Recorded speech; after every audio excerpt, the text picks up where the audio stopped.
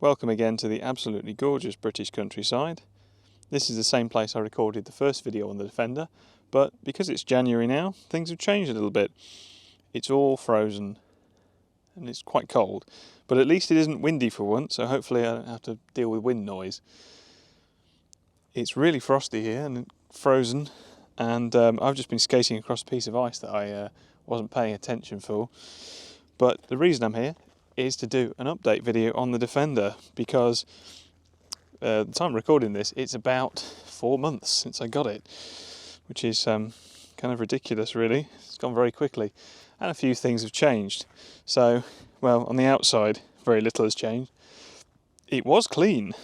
I promise you, it was clean a week ago.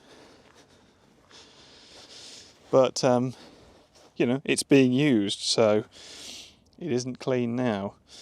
It does clean up nicely. I have to be careful not to walk across that patch of ice away to show you around it. But yeah, it's definitely showing signs of being used. But it was being cleaned with snow foam. I'll just put a picture in now. And it cleans up really nicely. So first change to point out on the outside is the step down there. The original step, the drop down step, I think I used it about 3 times before it decided no more, and it actually pulled out from the cross member. So I fitted this dual step instead, which is better because you can lead with your right foot when you get in rather than having to lead with your left foot and then step in and out. It's just easier to use. Otherwise, on the outside, very little has changed because I haven't needed to change anything. It's just running great. It's been fantastic. I think I've done around 600 or 700 miles in it now so far, which is more than I would have ever done in the bobtail. So inside, I can give you a bit of a look around again. Yeah, it's again inside showing signs of being used. It's quite muddy in here, but it is what it is. These bits always collect rubbish. So you saw the removable steering wheel previously, but that's now all properly fitted. And I have a remote control on it, which we'll get to. Now have my phone holder in the centre. I'll show you that properly from the other side. Dash cam's up there. And another sneak preview of what's changed there. Gear knobs also have changed. They'll probably look better from the other side. These are heritage items. Let's go around the other side, and you should be able to see them better from there. Every time I'm here, there seem to be helicopters going over. I must be on some kind of flight path. Anyway, I can't remember if I said previously, but this door needed adjustment because it wasn't closing properly. And fortunately with Defenders, you can adjust the striker there. This is the one that catches your trousers. So I was able to do that, and it closes properly now. So from this side you should be able to get a better view of the heritage gear knobs. This is the R380 pattern, but looks like the Series 3 style Bakelite knob, and also the heritage diff lock, or high-low diff lock knob in red. They also did yellow, but I thought red was better. And I've also 3D printed in TPU a little this little piece here, which makes it feel more like the normal Defender one, but it can also be slid down out the way. And it's TPU, so it's soft. And yeah, it just makes it a bit more comfortable to drive. The phone mount that I mentioned is up here. This is to replace the ashtray. It's a 2-part, well, actually multiple parts, actually 3 parts. So the base is printed and weighted. I filled it with sand, which I'll show here.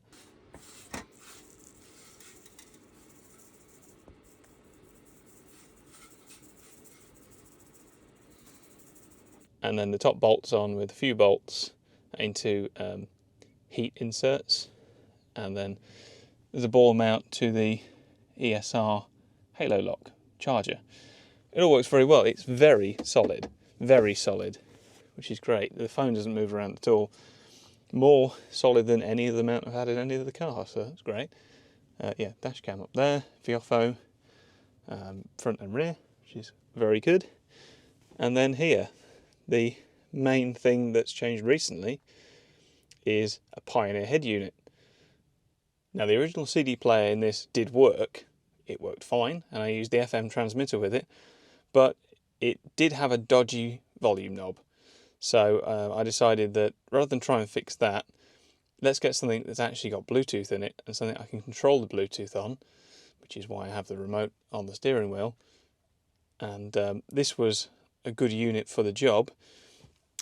You actually can't buy a brand new Pioneer unit that has infrared, so I got this unit used. It's 10 years old. It's one of the higher end units with different coloured lights, so you don't have to have an awful red or awful blue or anything like that, anything too gaudy. This is set to white at the minute, and it looks great. You can also set it to a similar green to the factory illumination, which is very nice, but it actually looks nice and tidy. And below the head unit you can see there's a little dot that looks like an insect stuck there. That is an infrared transmitter. The remote, Pioneer remote, is infrared, but at this angle it just doesn't work very well. So I had to get a cheap Amazon extender, which, there's the receiver, and then it goes under the dash, it comes to there. It's powered by USB off the back of the head unit, which works really well. It doesn't quite like the cold really, I think maybe it fogs up a little bit, but it does work, and it should work fine once it's a bit warmer. And that transmits the signal to there. It just makes it a lot more reliable. The mount on the steering wheel I'll show once I'm inside, and that's 3D printed, custom made. It's all looking quite good. I've managed to run the dash cam cables inside. It's a Defender, everything comes apart quite easily, so that's all good. Another change that you can't see is the battery, which lives under the passenger seat. When I got this in September, it was still quite warm and it had no problems at all, but as it's got colder, it became more and more obvious that this battery wasn't very healthy. I had to charge it a couple of times, and last week it just wouldn't start without having some charge put in it first, even after a long drive. When I looked underneath, it looked pretty clear that this was the original battery from 20 years ago. So I've changed it for a 100 amp hour UASA with a 5-year guarantee, which is perfect for this. I don't have lots of accessories on it, so I don't need a bigger battery than that, or a leisure battery. I think this will be fine, and it starts on the button now, no problem at all. Td5s always turn over quickly, and this one does now, so that's great. And just to demonstrate that this door does now close properly, you still have to swing it, but it's a Defender. Let's have a look in the back. Has anything changed in here? Well, apart from all the mud, not a lot. I have an organiser in here now with a tow rope, and I will be swapping the tow ball for one with a Dixon bait hinge, pin, sorry, soon. Have this seat down, folded down permanently, because then it can be used for changing boots and an extra passenger. I've carried a few people in here. I still haven't fixed that that Land Rover badge. Need to do that at some point. But otherwise, all just the same. No problems at all. It's like a VW Golf. Let's jump inside. Try and do this running. Gorgeous light like that. And try not to catch my belt loop on the back, or on the striker. So, fold this out so I can get it a bit closer to me. There is the Pioneer remote control, which is infrared, like I said. Has a battery inside it, and it just comes off with the wheel.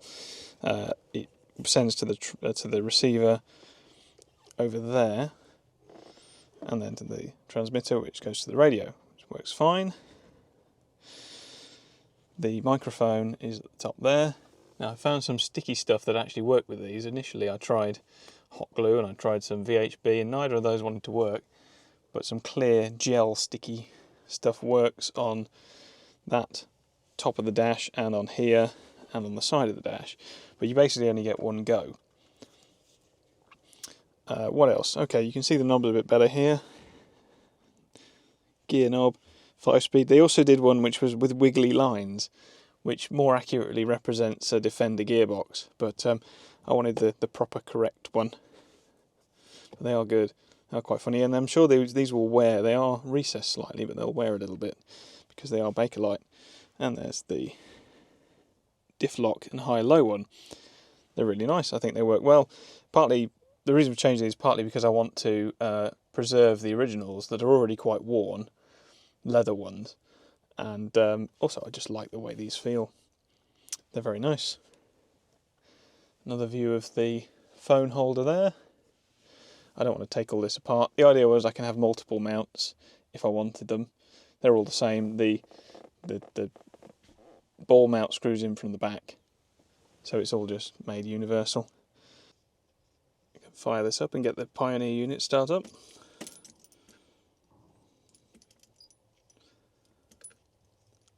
There it goes straight to Bluetooth, connects with the phone, and then gunship. I won't lie, this deafened me when it came on a second ago, because you have to have it quite loud in here, and it connected and went to full volume. Didn't expect that, so second recording.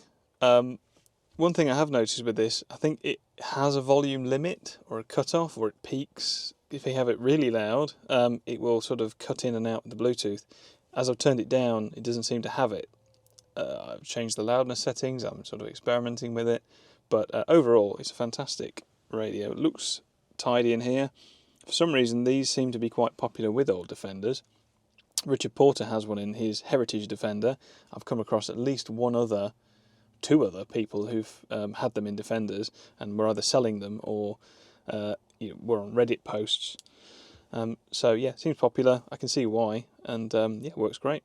It was the same price to buy this as it was to buy a brand new Pioneer unit that had Bluetooth but didn't have the remote control function. So I'm really happy with this, and it does phone and everything as well. I've kept the Bluetooth FM receiver plugged in just because it's a charger.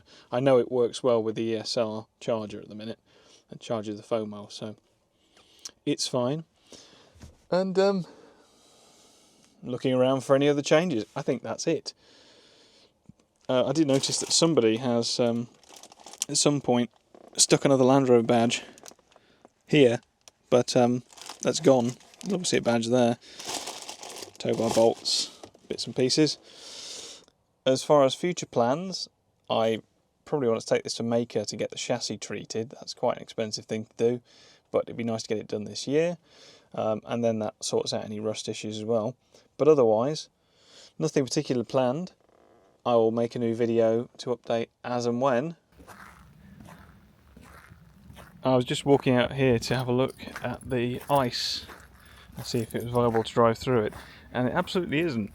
Most of it's been broken and has refrozen, and I don't want anything to break and then jab into the radiator or the aircon or anything. Look at that piece, it's massive. It's stuck as well. Somebody else apparently tried to go through, but I'm not going to. And it reminded me that I came down here last year, 2024, with a friend and with the drone. So I'll put in that footage at the end here, especially the part where I accidentally parked it in a tree. It was the first time I'd flown the drone for a while and I wasn't very good. So I hope you enjoy that. Otherwise, I'll leave you here. Thanks for watching. Hope you enjoy the drone video. Cheers.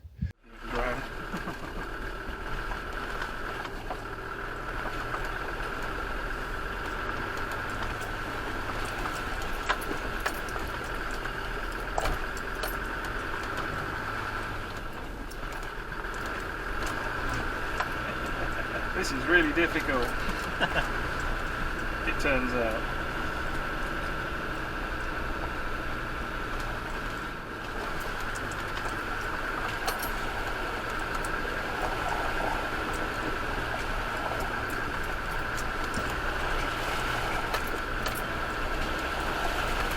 Yeah, these are the water splashes you need to watch out for. Deep ones.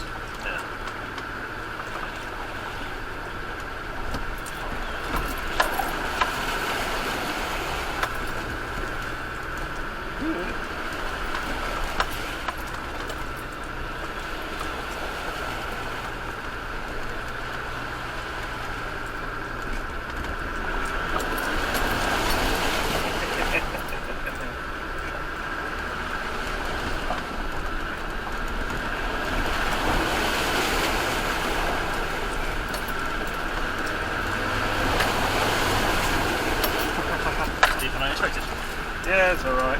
Yeah, it will be. Okay. Fine.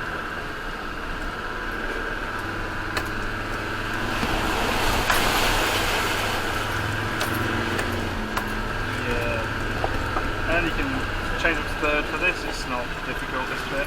It looks like it would look good. Yeah, From should do. there, from here. My crappy flying, but we'll see. Yeah, my flying's not great, but we'll see how it looks. Got behind us now, if that's okay. You able to stop for me? It's bitching about. Oh, I've just flown it into the tree. Oops. Motor stuck. Check for objects. I've just crashed it into the tree.